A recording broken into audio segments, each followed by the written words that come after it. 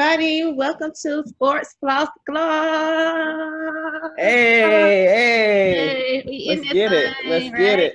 Yeah, we are. Yeah, we are. I'm excited, man. I'm really excited to get into this. This is something that we had kind of talked about and been planning for a while. So I know Nevette and I are both super excited to get this thing going. So Super excited. Right. So Sports Floss and Gloss.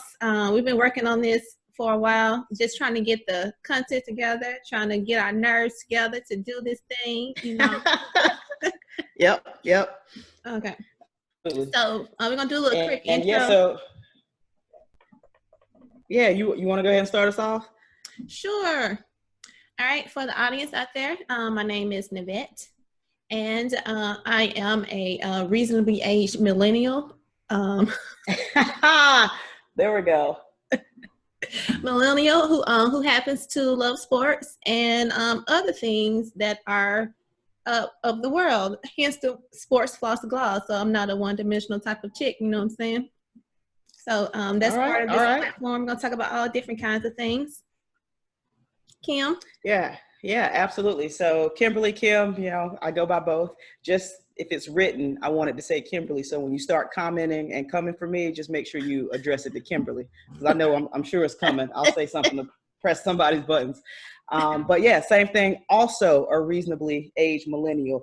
Like, we're in the age group where we're old enough to make very reasoned decisions, but still young enough to still like rock and kick it and know what's new, what's fresh, what's outcoming. So I'm excited too. Same thing like Nevette. We wanted to do something that we thought hadn't been done yet, and that's just to talk about something that we both really love, and that's sports.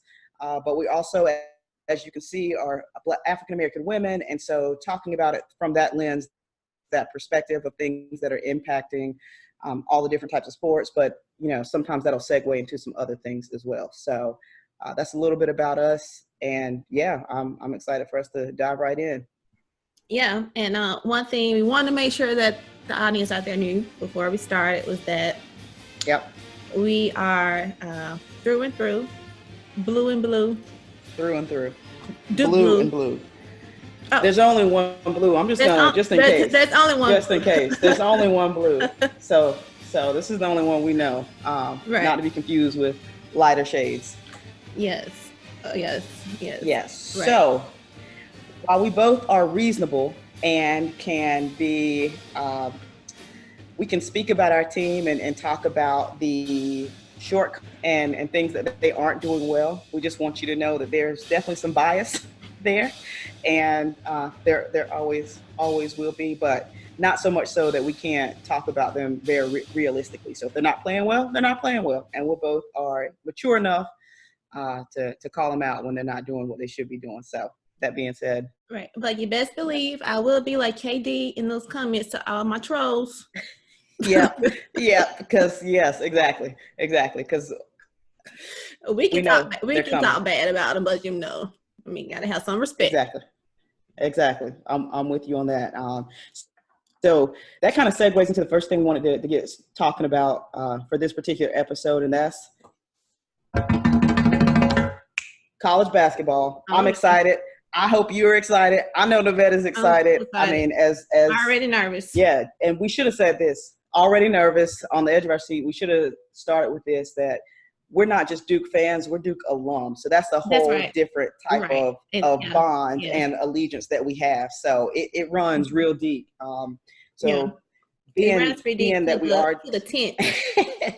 Yes. Oh, God. Degree weather. Flashbacks. Yo, it's crazy because I was just talking to somebody about that today, and they were telling me how crazy we were to be out there. But, when you're 18, 19 years old, it's crazy. As a reasonably aged millennial now, it's like, but you have to. It's part of the experience. I think we did that when we were 21 too. So we did, but it was much shorter. I remember that. You're right. It was a little bit shorter that time. So we weren't out there as long. But I'd consider 21 to still be kind of bad decision making, right? for real. So I think we want to dive in as anyone who is interested in the sports world is probably already aware. There was a pretty big announcement with the NCAA basically saying that the student athletes can be paid for their likeness. And so I don't know if you want to kick it off and say anything specifically about that, Nevette, and get us going. I think it's the NCAA once again being retroactive instead of proactive because they knew that they're good at that. You know, they're going to have a big problem on their hands because of the bill that was passed in California. And then other bills are bringing it up into their Congress as well. Other states are bringing it up to their Congress. And then there was even a congressman who in Washington who's going to bring it to the national stage. So I think it was NCAA trying to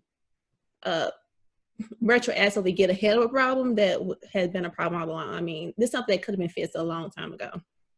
Yeah, I agree. I would say though, I guess, kind of apprehensive of how serious they are and exactly how quickly it's going to happen. Now, I know it said that they wouldn't do anything until at least, I believe, 2020, 2021 season. So we're looking at next basketball season. But even so, I mean, part of it, I feel like, is them just trying to get these congressmen to pull the bills that they have before their various state representatives to try and get something going from a legislative standpoint. I think, much to your point, right? Let's react to something that somebody else is trying to make a change to, and let's see if we can't do what we want to do and do it on our own terms. So I'm a little skeptical about what this actually means, and if it means that anytime soon these players are going to get paid for their likeness. So, you know, anytime they're using video games and commercials and different things like that.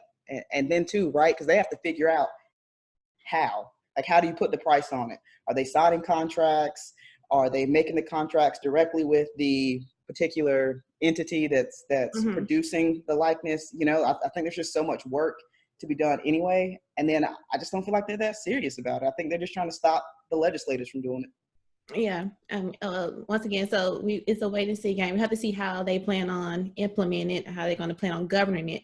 I mean, they're not they're not the best when it comes to governing or to Nope, so, they're not.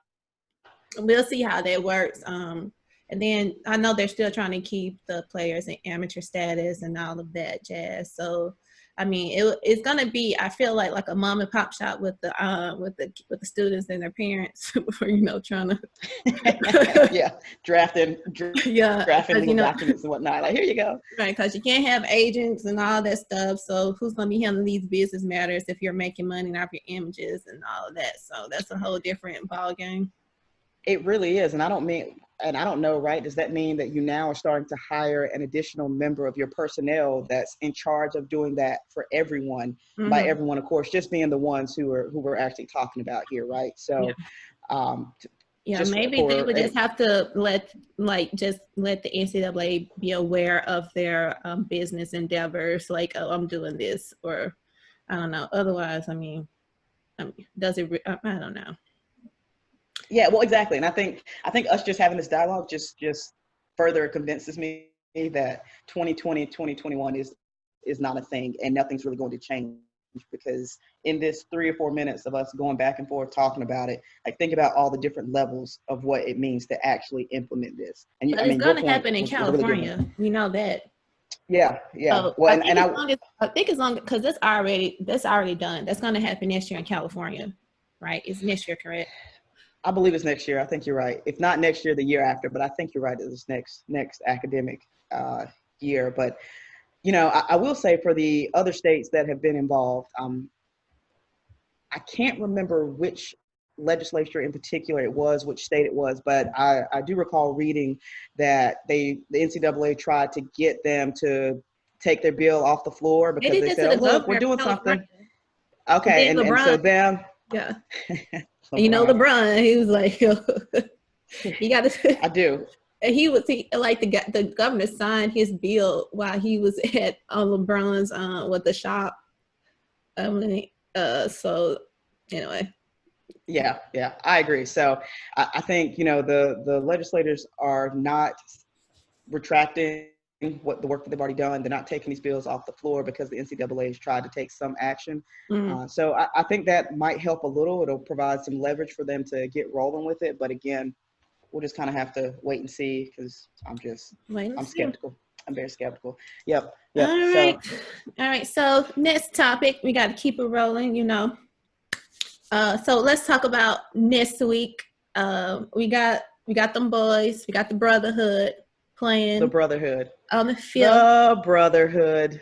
So look, I'm an honorary sister of the Brotherhood. Okay, I didn't know that. Yeah, I am. Do they know most that? of they are not fully aware. I don't have the same perks per se. Okay. But you know, I try to get over there when I can since I'm still close to the area. You are, yes. I try to get in there when I can. Last year I was able to make it to a game, which was great. Oh my God, yeah. I wish I could have seen Zion and shout out to Cam in person. Yeah, it was pretty sick. Shout out to Wham Bam, Bridgette Mitchell. Oh, what up, Bridgette? Yeah, B Money $. She's got like a million names.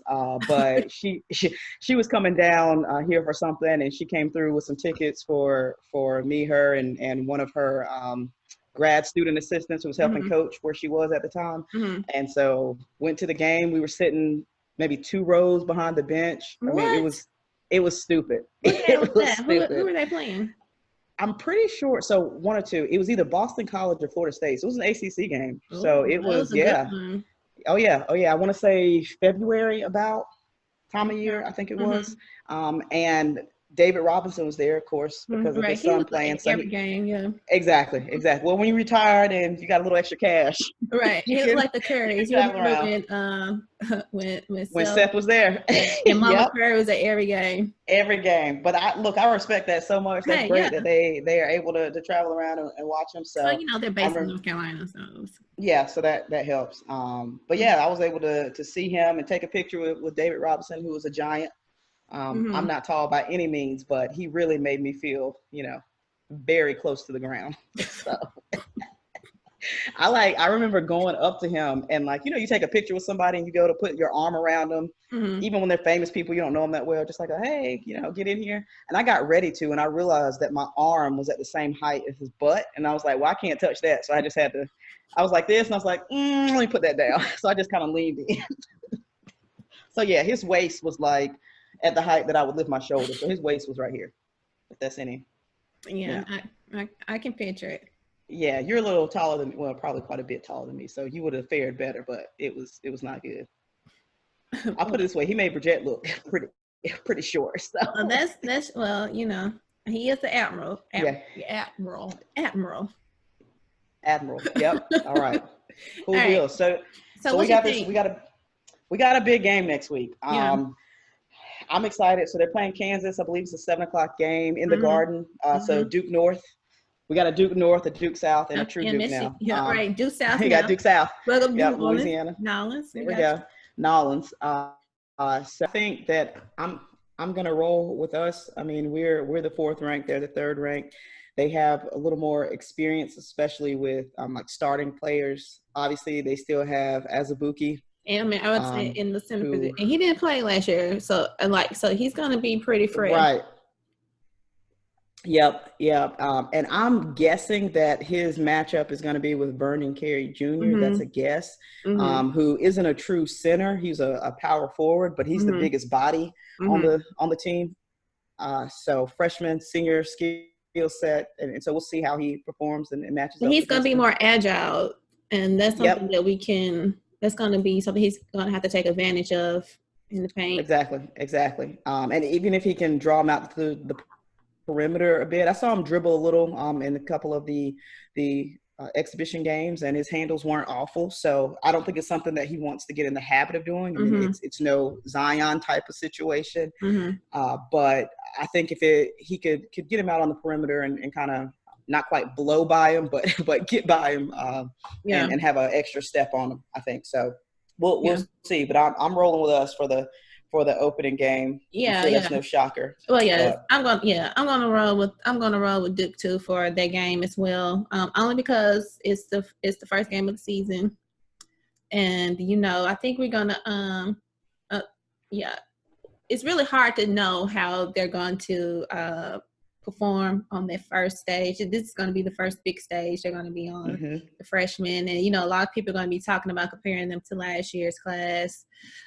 So I'm pretty sure they want to feel like they have a lot to live up to when they come out there. So it's going to be more of like, I think the mental, how mature they are when they come out. But as far as talent goes, we have the better talent. And we all know that our coach is the GOAT. I mean, so he's going to have them ready. It's just a matter if it's going to click. So exactly, it's going to be execution. So I completely agree with that. And I think we have a solid defensive team, which is not something that we've been able to say often in the last, honestly, 10 years to be. I think before last year. Last year's was solid. We had a good, they were pretty good defensively last year, but before that, we were It was very much just outscore everybody, right? It was very much, these are freshmen. They don't know how to play defense. And then we have a huge one and done program now, which is fine. I don't have a problem with it. But what it means is they don't play defense their freshman year, and then well, we have to. They're teaching them, right? Yeah. Yeah. So I'm going to roll with Duke in that early game, and then following them is a 1-2 matchup: Michigan State being the number 1 and Kentucky being the number 2. What are your early thoughts about that one? I think Kentucky is going to win the game. One thing about Michigan State is we all know they're a slow team. They don't start off hot. It takes them a while to get where they need to be. Yeah. But they do have a lot of veteran presence there, so that's going to help them a lot. But also with them, they don't do well with the hype. When it's hype, they like to play the underdogs, and I think that especially the way that Kentucky got blasted last year by Duke, I think that they're going to have some extra pep in their step not to lose this opening game. But I'm going to give Calipari the edge here over Michigan State. Okay, all right, and I'm going to disagree. I'm going to pick. Yep, I'm gonna roll with the Spartans, and you know what? It's really just about the experience. Deep in my soul, I want to go with Kentucky because Michigan State ousted us last year, right. But at the beginning, and just crushed all my dreams. But that was all on us. That was all. You can't win. That's true. That's true. You have like 13 turnovers, so it's hard to do it apparently, and as you. Yeah. Yeah, you're right. So it's no fault of anyone's but theirs. But I'm just going to go with the experience. I think Cassius Stanley is a phenomenal player. I think he's a phenomenal point guard and a phenomenal leader.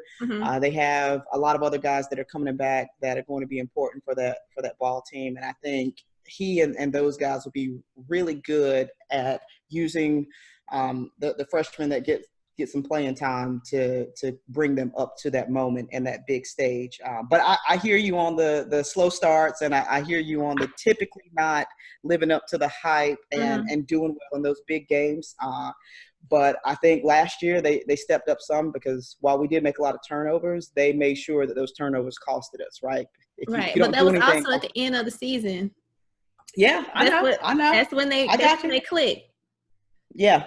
So I'm just going to, because it's the beginning of the season, but they have a lot of veterans. I'm banking on the clicking, rolling over. So not having to learn a new set of people. I can agree with you. I can see your point. But I think if they were doing the rebuilding that like the Kentuckys and the Dukes are doing every single year, I don't think they are built for that. Because to your point, Kentucky and Duke, because they've learned how to do it and make the tournament every year and do well in the tournament. And I don't know that Michigan State has the same model to be able to do that successfully. No. So we'll see who's right on that one since we have some differences of opinion. I'm making a little note here. Okay. Not that I'll forget. Okay. We'll Hey, see who's who. gonna be flossy? Who's gonna be glossy? There we go.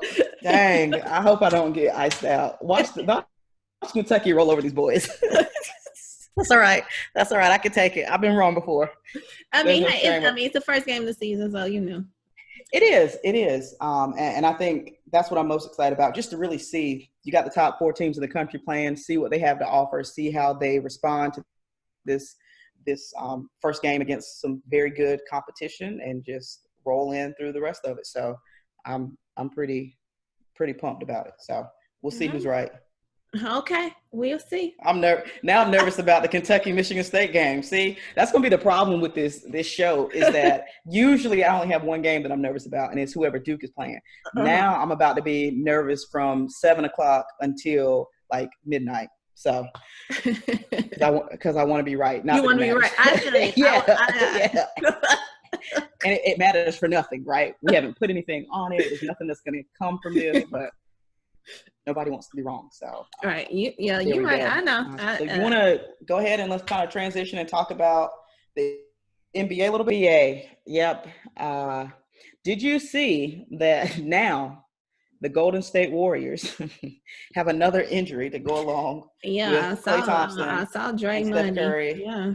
Draymond. Yeah, his finger. I don't know which one it is, but I heard or read he said, that he couldn't grip the ball. Yeah, when they were playing the Spurs the other night. And old boy's not playing tonight either because of ankle injury. So who's that? Russell D'Lo. So yeah. I'm like, who's playing tonight? Who's gonna score the point? Who's score the points? Who's going to be in a uniform? I don't even know who's on the squad other than them. Well, that's not true. I know Quinn Cook is up there. No, babe. Quinn is playing it for Lakers. He sure is. Dang. So you really don't know who's playing for them. Whoa, I forgot. Yeah, we talked about that. We did. Dang. they ain't got nobody. Dang, that is crazy. No. Well, I would just like to go ahead and say RIP to the Warriors. I got a little water bottle here. I can pour one out for the homies. Oh, you pouring out for the homies? Okay. I'm actually, for the homies, that's the Golden State Warriors. I'm obviously not going to actually pour it on my floor, but theoretically I'm pouring it out for the homies. Cause, this is, talk about a change in fortunes, right? Oh yeah. The highs and lows. I mean, definitely they are. It's like, it's very quick turnaround. It's like ridiculous. Yeah. It's like in the span of 7 games. I mean, going back to last year. Yep. They lost like all 4 of their All-Stars. Yeah, they did. One to a trade, and but then before that, he's Achilles. Yeah. Yep. That's true. He was hurt anyway, so even if he was there, he wouldn't have been able to play this year. Mm-hmm. Maybe. I don't think he's playing. No, he's not coming. He's not coming back. He already said he wasn't coming back for the Nets either. So, and then I heard they tried to keep it open, but no. I mean, if Klay not coming back from his ACL, exactly, you're not coming back from no Achilles, and that's the other thing too. You don't put somebody out there who has that kind of injury and who is the age that KD is, and risk it not being fully healed unless you're actually making a run for a ring. And they're not. And that we're 7 games in, 8 games in. I already know they're not. 5 games in, whatever it is. I think it's more like 5 or 6 games in. Yeah.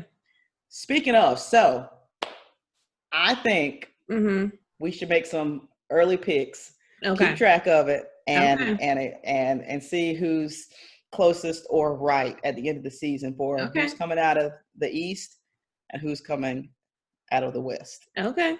All right. I feel like I have a feeling about who you're picking out of the West. I got a feeling about who you're picking. And I probably shouldn't go against the King, but I'm going with the Clippers out of the West. I'm going to do it. I'm going to go with the Clippers. Now, I will be the first to admit that the game the Clippers and the Lakers played opening is not an indication. I've heard different people say different things that they think is an indication. I don't think it means anything. It was early, and clearly LeBron has turned it on the last last night he was the he was game trying to make a before, statement, wasn't he was the game before, he and AD had like a combined 70 points or something like that. But the reason I'm rolling with the Clippers is because of their bench. I just think as we get down the wire and we talk about your load management, right? And as you saw, they already had Kawhi sitting out game 3 or 4, which is ridiculous. Yeah, so it's stupid and it's ridiculous. You got fans that, they pay to see the other players too. Yeah. If he has something going on, that's fine. But load management, game 3, nah. You need to suit up. You need to play. You're getting paid all that money. Go play. Anyway, I'm getting off topic. But I think we talk about all of that now in the league. And I think once they get down the stretch, that bench is going to be so important. And LeBron and AD don't have the help that Kawhi and Paul George eventually, when he comes back, will have. So if you're talking about kind of the top 2, those role players have been, I think, are more significant and will be more consistent. And so that's what my concern is. My concern is you got 2 guys who are doing the bulk of the scoring. How far does that take you? And God forbid injuries and things like that happen. So that's the reason I'm rolling with the Clippers out of the West over Golden State. I'm kidding. I know. That was a joke. The way they're looking, the Lakers bench could play against whoever it is that Golden State has, and I think they still would wipe the floor with them. I don't even know who Golden State has, so not to disrespect I know they have guys, Jordan Poole, who played for Michigan last year. I do know he's on the team, and Marquise Chris. Oh, sounds scary. Okay, so okay, as you hinted at, who I'm gonna have to roll with all day, every day. Just like I'm rolling with my Blue Devils, I'm rolling with my Lakers to come from a Lakers household until one brother kind of sold out. Anyway, there's neither here nor there. So I've been rooting for the Lakers for as long as I've learned to love basketball. I've been rooting for the Lakers, and for the first time in a long time, we're going to make the playoffs. So I'm excited to make the playoffs again. But of course, I feel like perspective. But of course, I feel like we can definitely win the West. If it's kind of wide open this year anyway across the board for both sides. But I'll agree with that. I definitely think we can win the West. And I do have your concerns too about the bench. But I think they're trying to develop that. I know they're giving just by watching the game last night, I saw that they were trying to give people more, leeway to score. But LeBron was having his night. But so one thing feed the beast. But one thing too that we have to take into consideration is that we do have Kyle Kuzma. They fought to keep Kyle Kuzma out of the trade. So they're banking on him to be like a third scorer, and he has to be a consistent third scorer. Like, we need someone who can shoot it at a clip from the periphery, which we don't have now. We do have more consistent 3-point shooters than we had last year and years before that. I'm thanking God for that. Like, we could throw it to the corner and we have a chance of it going in, you know what I'm saying? Which not the case the last couple of years.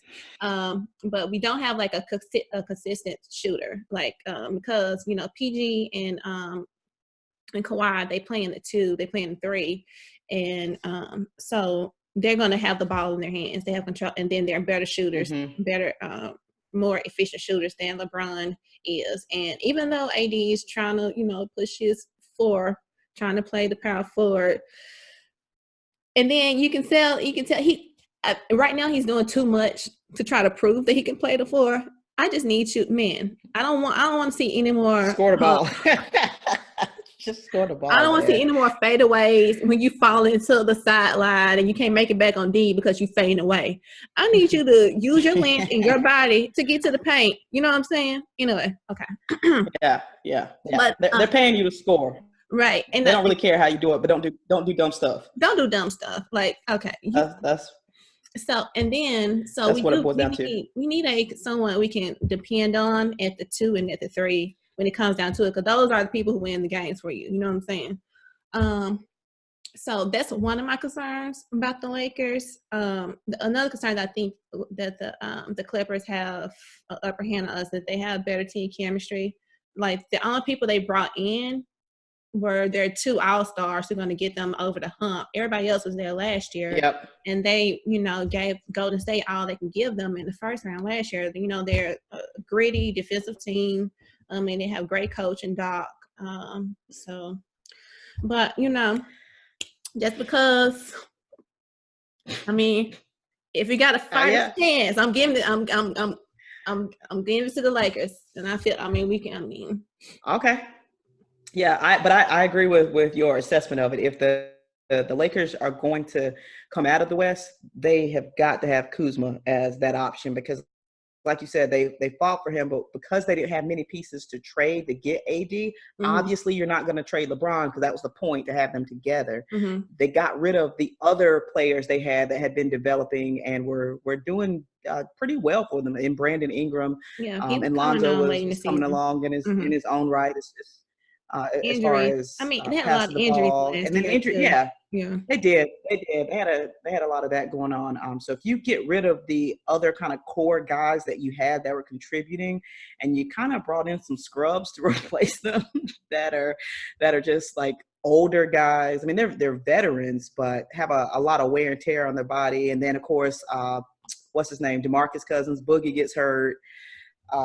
So that's one less person that you can. They do have. Yeah, but they have Danny Green. They brought him in as a 3-and-D 3-point specialist.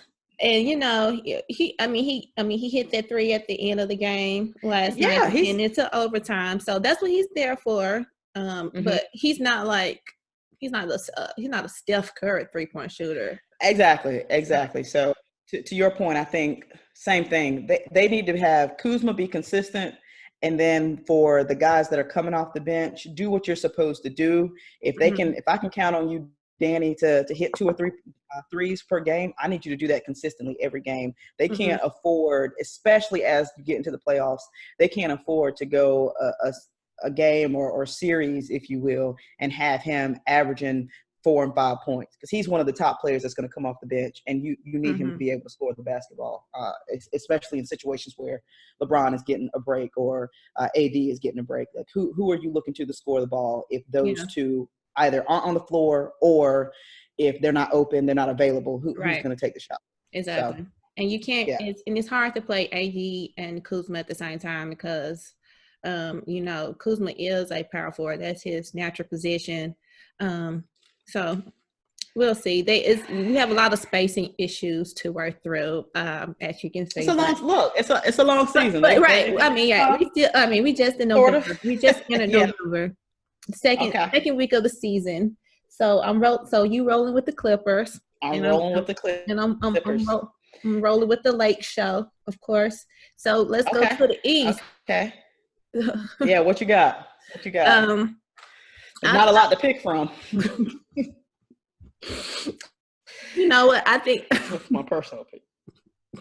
I'm from what I've seen so far, I'm going with the Sixers. We're on spot on. That's where I'm headed. But our boy Jay Tatum acting like he Kobe out there winning games at the buzzer. But because had that Mamba mentality. Shout out to the brotherhood. I'm so happy for him. That so far he's rebounding from that slump last year. I'm really happy that he's finding his groove. But yeah, I think I don't think even the Bucks. I don't think the Bucks can beat the Sixers this year. Just from what I think from the Bucks, I think they're gonna kind of regress this year. it's too Well, much of the same, and then they lost a key player. So yeah, I'm rolling with the yeah, Sixers for no other reason that I think that with their roster, it would like it's shame on them if they don't make it. yeah, absolutely. If Joel can stop fighting, I think. Or as Barkley said, they were cuddling. Yeah, yeah. They just had a little, wasn't much of a fight. It's more like a little headlock. Yeah, it's like he had the headlock doing the. Do you remember? I have older brothers. You have an older brother. So like little noogie, that's what it looked like headlock. Yeah.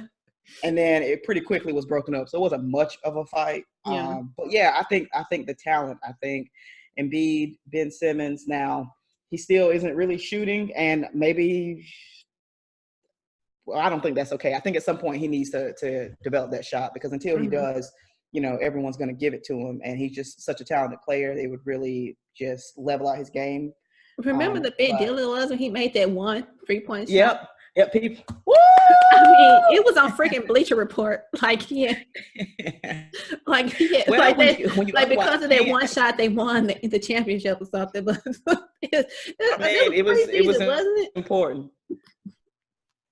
Yep. It wasn't even real. So yeah, that's important because it's something that he doesn't have. So I think with that, they were able to get Al Horford during the off season. I just think now I will say the thing for them that I'm not super concerned, but like a little bit of concern is the other thing, or the thing that lost was JJ Redick, who was my heart and soul, my absolute favorite Duke player. And obviously he's a 3-point specialist. And so he helps with the spacing on the floor because you cannot leave him open. He is one of those, and he has been since college. I mean, he's an automatic, and he's always a threat. Even games where he's having an off game, he's a threat. And so I think it changes things, especially since Ben Simmons can't shoot it. So they don't have a lot of perimeter shooting, and potentially that can bite them in the butt. And we'll see how much of an impact it has. But I'm that would be my one thing. I think that but I think they've gotten better defensively, because even though that's true. Even though JJ, I mean, he's a shooter. He's not there to play defense. He's a little liability when when you have to lock down. So I think they got better there defensively, and which should help them. So I think they're going to have the same problem too, about who's going to be their go-to scorer in those moments when they need a bucket. But yeah. So enough about the East. I mean, whatever. Who cares? Okay, yeah, that's pretty. Who cares? Oh man, I would like to say that too, but the Hornets are awful. So there's really yes, they are the Warriors of the East. They are. Dang, that's crazy. But you know what the sad part is? They don't have any injuries. They're just bad. They don't have 3 all-stars that are hurt. They're just bad. They lost Kimba, which is the only thing they had, and now I'm actually going to a game next weekend, so I have otherwise not seen them. I'll let you know what I see. Okay. Although I don't think there'll be much I doubt there's much to report. I will be waiting. Anxiously anticipating my right. Yep, on the edge of your seat. Yes, by the phone, waiting for you to tell me all the greatness. Nevette, guess what? Yeah. They lost.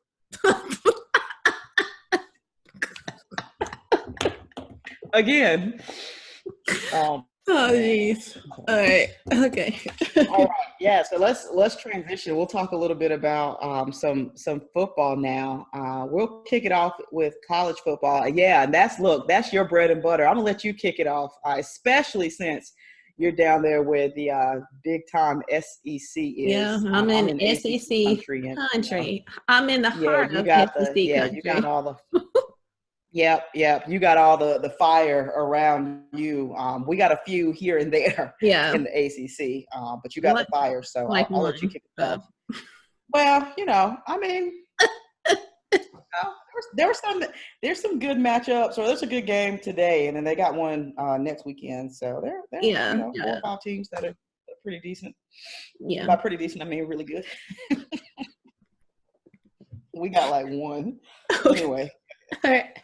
All right. So it's so college football. We are in the thick of it. This is where it's getting to the nitty gritty, right? Today, Florida Georgia played, and I mean that was a key game because it had all kind of playoff implications because both of these teams had a shot of making it to the playoffs if they go to the SEC championship and win that game. So Georgia won. I think, of course, they needed that win. What I just said. It was a pretty decent game. I think Georgia showed that they were at a different level than Florida. And I'm not just saying that because I have some kind of bias against Dan Mullins because the way he left Mississippi State, but that's okay. Oh yeah, it doesn't sound like there's any bias there. But yeah, so now, so Florida, so now Georgia, they held the key to their destiny. Like they control their fate. So, I mean, as long as they don't lose again, and I don't think they have a game that's coming up, that, that's going to be something that they're concerned about. So as long as they have another slip up, like they did against South Carolina, they should be good to go. But then next week, this is the matchup to end all matchups. We got number 1, number 2. We got LSU and Bama. Roll Tide. I hear that all the time. I bet you do. All the time. I'm so excited. Like, I think I might roll down there and see what's going on down there. It's gonna be traffic, but then when I think about that traffic, maybe not. I'm not that. Yeah. So this is, so for once, LSU is going to come in with a full complement. They have an offense that is on par or better than Bama's. Yeah. I think Bama's defense is a little better. But it all depends on if Tua is going to play. That's kind of where I am as far as who I think is going to win this game. I mean, I think if Tua isn't back from that injury, then I am favoring heavily LSU. If he's there, then I think it becomes a bit of a more difficult for me to lean one way or the other, probably given the edge a little bit slightly to Alabama, but even so, not much of an edge because just depending on how he responds. Now, I know everyone's trying to look to that last kind of surgery that he had, the exact same surgery on the other ankle. And if my memory is correct, he kind of hit the ground running and you couldn't tell much of an impact from the injury. He had a bigger break. So that was between the last game of the season. That's true. And then the college playoff championships, the college playoff. And so he had like about, a month to, to rest, to heal and be back. So that's a good point. So it really just depends. One, are they putting him out there at all, right? Do you risk it? Are you putting him out there at all? And if you are, to your point, with this shorter turnaround, what's this, like 2 weeks is what it will have been, I think, between 2 weeks. I think about 2 weeks that he'll have to recover from that and where he is and if we're able to tell that he's impacted and affected by it. And, the mobility and things like that are impacted. So that's how I'm kind of looking at it. I think you're right. LSU has a much of a very complete team. And I think Alabama has adjusted some and not relied in more recent years as much on its defense and has gotten very good quality quarterbacks in there that can do some damage on the offensive side of the ball. Well, they hired one of the offensive coaches from the Saints. So yep, there we go. That might help. Got them a little injection in the arm, There we go. Who are historically, the Saints are a pretty good football team most years. They're all right. Yeah, they're real good, especially offensively. Offensive, right? Really good. Yeah. Very good. So I mean, that definitely has made a difference. That was like one of the best hires that LSU could have made. Because otherwise, they had Joe last year and they didn't do much with them. So that shows what quality coaching and the quality scheme to get you. Like, they had so much talent, they didn't know how to use it though. Because they always had all these highly recruited, like number 1, number 2 talent recruitments that they would have coming in. But and you know what, you're saying that, and we don't have to jump ahead yet, but I just want to say that you were saying that made me think about the Cleveland Browns, right? Because you got the talent. I know, but you said it, and I'm like, dang, it's just like the You got to let it out. Browns. If you have the talent, but you don't have. Anyway, go ahead. All right, so this game is going to be crucial because this game is going to be really crucial. And also it depends. Like maybe it could happen that whoever loses this game still has a shot to make it to the playoffs. Because just looking at the field as a whole, I think when Oklahoma lost, that opened up the picture for 2 SEC teams to get in. Mm-hmm. So, it may not be. Yeah, and especially with where they're positioned right now, I mean, I think when you have a situation when it's 1 versus 2, now, of course, it still matters what everyone around them does. But if number 1 wins, everyone expects them to win anyway. So it doesn't really hurt Bama that much. And if it has to be a close game. Exactly. It still has to be close. Exactly. You can't get blown out. So the point spread matters, but you expect LSU to win as a number 1 over the number 2. But then if Bama wins, similar thing, like part of the reason why they are where they are is because of the issues they're having with personnel and things like that, mainly Tua. And I just remembered that LSU star cornerback, their most talented defensive player, he got hurt the last game. He turned his ankle. So that's so it'd be interesting because where Bama shines is that their receiving core is stacked. So that's gonna hurt. They might hurt them a little, LSU. So I think you're right. I think whoever wins this game, as long as the other team can keep it close, I think you have they're both in the conversation for postseason type of football, because these are really good teams. Yeah. Especially with Wisconsin, they lost twice. They lost to Ohio State, then they lost to Illinois, right? Whoa. The Ohio State. I'm sorry, that was not trademark. That's so dumb. They lost that battle. Okay. That's all right. I might get trolled at some point about that, but whatever. Anyway. Yeah. Whatever. So Tuesday, the college football playoffs, they're going to have the committee going to release their first 4. So it's going to be the first look at who they think right now would be in the playoffs. So we're going to look at their rankings next week. So I'm pretty sure it's just going to follow the coaches poll. I think so too. Yeah. At this point, I really do. I agree with you. I think based on what happened this week, there wasn't any upsets, nothing crazy. So I think you're going to look, and the LSU-Bama game isn't until next weekend. So on Tuesday, I think it's going to go straight LSU-Bama, OSU, Clemson. And they might put Georgia might be like a 5 or a 6. Yeah. I don't see who. I think Oregon might be like the. We'll see how they think about Oregon too at that time, which is it was really interesting. I agree. So I think they're just going to go straight down the line there, because there's nothing to otherwise shift anything at this moment. Yeah, I think what we end up seeing with the LSU-Bama game on Saturday, I think that'll have play some sort of role, and potentially things shift. But again, if everything else is consistent, then it may not really change the rankings anyway, so it may not change anyone's mind, other than Tua coming back at some point.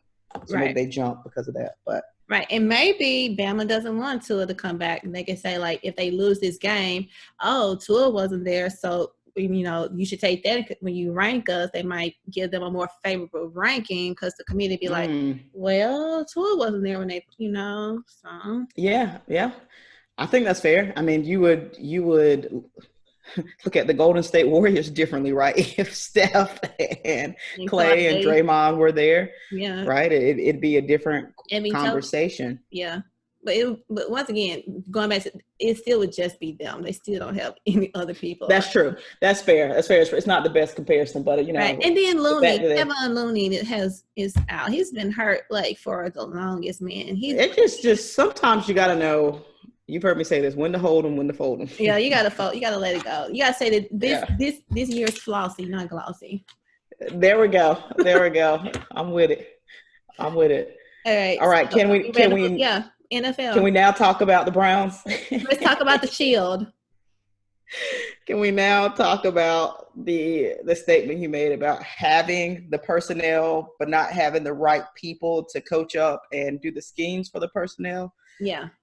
Let's do it. The Browns have been disappointing, to say the least. Now, look, I say that, and maybe there are a lot of people that didn't really buy into it, and maybe just felt it's still the Browns, and so I don't have any belief or faith that they're going to, that it's going to turn around. But I mean, the things that Baker Mayfield was doing at the end of last season, had a lot of hope around it. To say, like, he had a lot of glimpses, and really not just glimpses. I mean, a couple or few of total games where he was playing very, very good football at a high IQ, good decision making, leading drives down the field, and they're winning games that, you know, people aren't expecting them to win. He's energetic. He's young. So it's like, okay, so we'll keep him. He looks like he's coming into his own, and we'll add, I don't know, Odell Beckham Jr., he's all right. Why not? Right? Yeah, we'll add him. Let's throw the dice and gamble on that one. Yeah, who's a really good player, and we'll add Jarvis Landry, who's a really good player. And look, we got Nick Chubb, who's a really good running back, and their linemen are pretty good. I mean, they're not great, but they're pretty good. They're solid. And then you put them out there, and I don't know if you've seen anything. The only thing I've really seen that is positive, I think there have been some games where Nick Chubb has run the ball very, very well.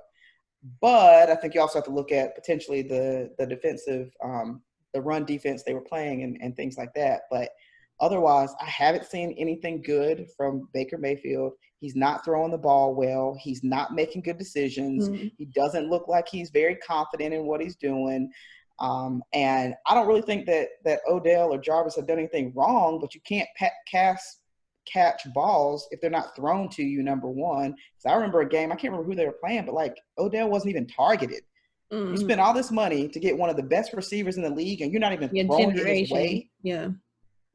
I mean, yeah, you're right. So how can he catch a ball if you don't throw it to him? So that goes to the schemes and the play calls, right? So you got that going on. And then even when he does throw it his way, a lot of times the passes aren't that great. So we talk about flossy or glossy. I'm flossing on the Browns. I'm picking them out our teeth and throwing them away. Throwing them away. I built into the hype a little bit at the beginning of the season, but we're at week 8, 9. I think the Browns were at a point where they could have been like the team of this for this generation. Like, you know, just because of the type of personalities they had, like I think they got in front of the promotional branding before like the actual content. You know, I got you. You know, it's like when you okay, it's like DC Comics. Okay. Like, I mean, if you can have Batman and Superman in a movie, but if the script is whack, then the movie's not going to be good, even though it's Batman and Superman. That happens a lot, actually. So, and then one thing too about Baker, like even like you were the only person who was hype on him from the end of last season. I mean, all of these freaking companies were hype on him too because they signed him. Like he's on every commercial, right? Yeah, all these endorsements, and he hasn't done anything. The focus is there with him. It seems, I mean, like the decision making is like off whack. Like you can see him while he looks frenzied in the pocket. Like I mean, it's like nothing is clicking. Like you need to be like bam, bam, bam while you're there. And he's not. It's just like the wheels aren't working quite right when it comes to like decision making. Like how he can't he's like processing the defensive reads like properly, or like I don't know. Like I mean, that many people can't be like surprising you on a week basis. There are not that many defensive schemes out there that you can't. You know what I'm saying? Yeah, absolutely. I completely agree with that. But, I mean, and you, yeah. I'm sorry. Go ahead. No, continue. Yeah, I completely agree with that. I just think, you can tell pretty quickly, are they playing zone, are they playing man, and then within that, what does this mean? And it doesn't take long to tell that. Is a blitz coming? And again, these are things that you can tell very, very quickly, right? Mm-hmm. So once you know that these are the things that's happening, you have your reads, you know how quickly you need to get rid of the football, and you have your option 1, 2, 3, sometimes 4, just depending on what the play is.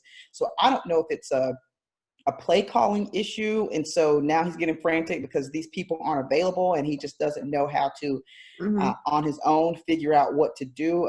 I don't really know what the problem is, but part of me thinks it's a lot on him too, just because when he does throw the football, the accuracy hasn't been there. So there's only so much responsibility that you can put on the play calls.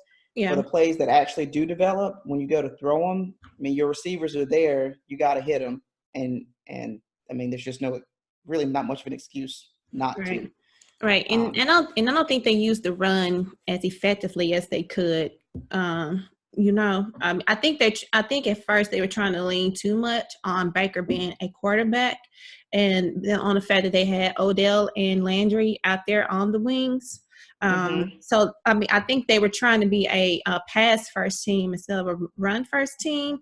But I don't think. I think the way that Baker, like, he's best in situations where there's like a breakdown, when he has to scramble, you know what I'm saying? Yeah. But that's only going to work if you get them in a field position where they can actually do something with it, or if you get, or you have the defense that's buying into the fact, we're going to run the ball, you know what I'm saying? But Right. so if they don't respect that you're going to run it and run it well, then I think Baker as a player, is too much pressure on him to be a quarterback. You know, Yeah. Yeah. And you and, can't and he's really more of a playmaker than a quarterback. have Odell Well, be the quarterback. just imagine for a minute, in this world where the Giants did not trade Odell to the Browns, but he was still a Giant, and his quarterback was our boy, Danny Dimes. Danny Dimes. Yeah, look, it would have been cool to see because,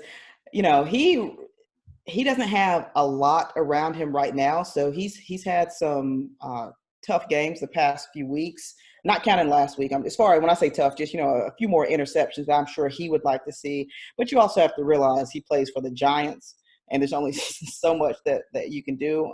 Yeah. But leaps and bounds beyond what Eli was giving them. He Mm-hmm. very much is a quarterback. He can, RPO type. Mm-hmm. He has a lot of different things he can do. And what I've noticed is he's calm, even Mm-hmm. under duress. He's confident and Mm-hmm. not cocky, but just confident in the process. And he seems to work very hard, to want to get better and to learn and to be successful. And then his IQ, football IQ is high, and his precision. I mean, he Yeah, he's very generally now. accurate. Yeah, you look at interceptions and you're like, but some of those have been where his teammates should have caught the ball, or they tip it and somebody else gets it, Yeah. that sort of thing. So some Yeah. of those interceptions, And it always goes on the he's quarterback. also a But rookie too, though. So you have yeah, to. that's true. He's This is his first, learning. Yeah. exactly. It's his first year. So Mm-hmm. you expect to have some of those growing pains. Mm-hmm. But from what I've seen thus far, I like what I've seen. And I think they did a good job passing the torch when they did. There was a lot of scrutiny, I feel like, that If people it's too had. soon. Yeah, with Eli, and I get it. He's a Hall of Fame quarterback, but again, know when to Is hold him, he? when to fold him. I think that he'll end up being one because of the Super Yeah, Bowl I MVP. think he's gonna be a Hall of Yeah, Yeah. I think he will be. Your Super Bowl MVP. uh, Twice. Yeah. So, And and both those times with games the are. Patriots. So that's Yeah, not like he was just playing like one some of. random teams. I think he'll end up being in the Hall of Fame, but you got to know when it's time. And Eli had no mobility. His accuracy had gone down. Again, he still didn't have receivers, but even when Odell was there, he Yeah. wasn't doing much with him. So, Yeah. yeah, I'm excited for Danny Dimes. Monday Night Football Monday against Night Dallas. Football. Yeah. Yeah. Yeah, This is so his second that'll Monday be Night exciting. Football game. Or was it Thursday Night Football? He played against the Patriots. Either way, he's had some big spotlight Still, games. Yeah. He has, and I think this one will be a good one. They're at home. It's Mm-hmm. somewhat of a rivalry It is a between the rivalry. It's a big time yeah, rivalry. That yeah, the the East. Giants and the Cowboys. So yeah, NFC. I'm looking forward to it, and I'm rocking with Danny Dimes for my quarterback this week in fantasy. So we'll see what happens. We'll see what Yeah. happens. I also have Zeke Elliott on my team, so I want both of them to do well. Um, we'll see. Okay. That's okay. I know. You know what the worst part is? That's actually not that bad. The worst is when you have a quarterback against Oh, the your defense defense. that you have, because then it's like, okay, I want the quarterback to throw touchdowns, but I want the defense to make picks and run for like pick six, or I want Yeah. them to the fumble and recover, get interceptions. Yeah. But when the quarterback has the ball, I want them to score passing every time. So it's a similar thing. I want Zeke to score, but I also want Danny to throw some So you want a high dimes. scoring game is what you want. Pretty much. I need Zeke in the end zone a couple times. I need Danny throwing those dimes a few times. I mean, You want Zeke to eat, and you want Danny to throw dimes. there we go. Right. So, Yeah. Well, I think this game can be much closer than what people assume. I think just based off, we don't know if the Cowboys can be trusted yet. they lost to the Jets. They lost to the Jets. And pretty And then the terribly. next week, the Jets were seeing ghosts. So Oh, poor! They shouldn't have put that on TV. that was funny. Shame. It was, but shame on them. Shame on them. They know old Hey, dude was right. hey, you're mic'd up. You're I agreed know, to be but mic'd up. you did, but you forgot. You forgot. And here's the reason I say that. I just say you're right. You're mic'd up. You agreed to it, but I know they're not. Obviously, they're not broadcasting everything, so they're being selective, and that's what they say that they're going to do. Mm-hmm. And that poor kid, I felt bad for him. I mean, it wasn't that big of a deal. I felt like they should have just cut it. I don't really have a good reason other than I just felt bad for him, and it was a horrible game, and they looked awful, and he was just being very honest, and his honesty ended up being broadcast to every The home in world? America. Yeah. Yep. So, but you're right. He signed up for it. Fair In enough. London, because they're London news of Oh, football. and London. You're right. You're right. So not just America. London National Football. Yeah. They got a game in London this week. The Jaguars and the Texans. And the Texans. Yep. Yeah. So yeah, London's been on it. Pretty much every week they have one out there. It seems like. Yeah. Just about. I'm gonna grow that base there. They are. And didn't they remind me if this actually happened or if it was just scheduled? Doing one in Mexico? Yeah, they did that last year. Okay. I'm trying to remember. I thought so. It doesn't seem like they have one. Yeah. Was it last year? Yes. Oh, it was scheduled. Well, I know. And I'm pretty sure at least sometime in the last 2 years they actually played a game in Mexico. I know. Yeah. Yes, they are trying to expand beyond the borders. Yeah. Which that's we're trying to expand beyond the borders in football, but put up borders physically along the border. Well, there's that. It's okay. Well, the thing with that is it's okay to put it down there and make money and have revenue off exactly, of it. but you don't want them to come across, right? Yeah. Because then no. You do untaxed. want them to come across and get their cheap labor, but then you don't want to give them rights. But they're okay. All right. All right. Neither here nor there, I guess. All right. Okay. So, just based off so far, you are very knee deep into the NFL season. Okay. So, what teams do you think are glossy, and what teams do you think are flossy? Okay. So, of course, I've already said flossy, the Browns, right? Yeah. The Browns, the Dolphins. The Jets. Okay, the flossy list is pretty easy, Kim. Okay, let me start. Okay, I'm sorry. I was about to I had a few more, but thank you for don't get me started on Wacko Flacco.